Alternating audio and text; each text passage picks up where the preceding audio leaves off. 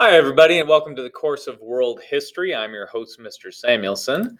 Today, we are talking about the West African trade empires. Our essential question for the day: what was the common feature that led to the success of these West African empires? We're going to talk about all of them kind of in general first, and to kind of answer that essential question right from the get-go. These West African empires owe their strength largely to the control of trade routes. And the most successful of these empires were all located just south of the Sahara Desert. So here's the Sahara Desert stretching across North Africa. And the most successful ones are just south of that, controlling the trade routes that go through the Sahara. This is connecting this region with the North African Islamic Empire and the greater Mediterranean world. Now, there were several of these empires, but really the best known are that of Ghana, Mali, and Songhai. So those are going to be the ones that we are talking about today. Now, the first is Ghana. The Empire of Ghana really got started around 700 CE and lasted about 350 years. It begins as a center of trade with North African Muslims. So as the Islamic Empire is spreading through North Africa, bringing their wealth and their influence, the Ghana Empire controls kind of these trade routes going to North Africa and benefits from that. Now, the primary source of wealth for Ghana wasn't in producing goods. It was simply on controlling the trade routes. And anytime gold from south of the Niger River or salt from the Sahara Desert were to pass through their territory, they would collect tolls and taxes on it.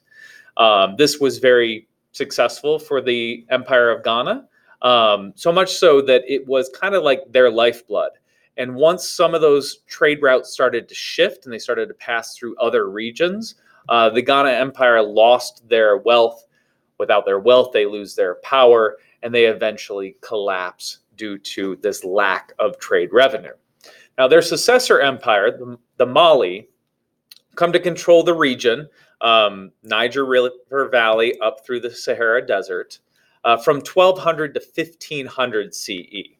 Now, Mali is an Islamic kingdom. Islam had transferred down through these trade routes into West Africa, and it was governed from the city of Timbuktu. So if you want to see that on a map, right here, Timbuktu is the capital of the Mali Empire.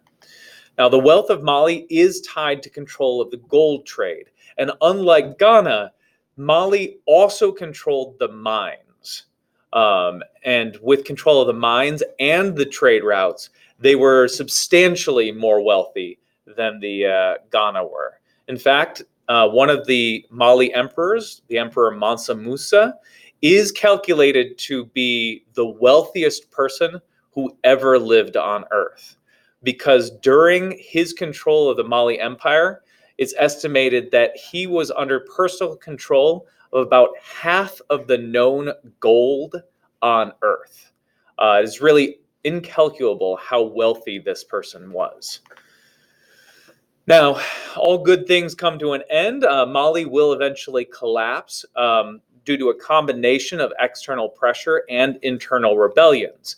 It's one of their people, the Songhai, who were controlled by Mali, who will rise up and eventually take control of their collapsing empire.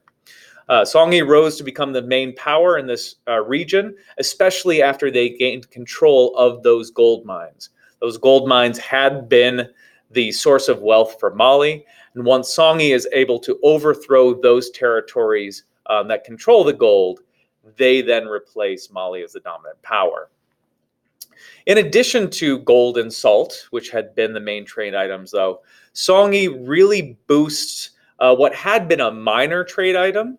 It always existed in the region, but slaves become a much more significant part of the economy of Songhai, especially as the Portuguese in particular have rounded the coast of Africa and established trade centers on the southern coast of West Africa.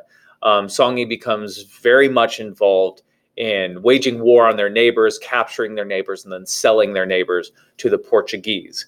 In addition, they also sold to Arabs who also enslaved Africans, although it was a different form of slavery than what we will eventually see the Portuguese and Spanish and English and Dutch participating in the Western Hemisphere. But that's all for a future lesson. Today was really just focus on Ghana, Mali, and Songhai. That's all that I've got for you today. I hope you learned something. I hope this was a good lesson for you, and farewell.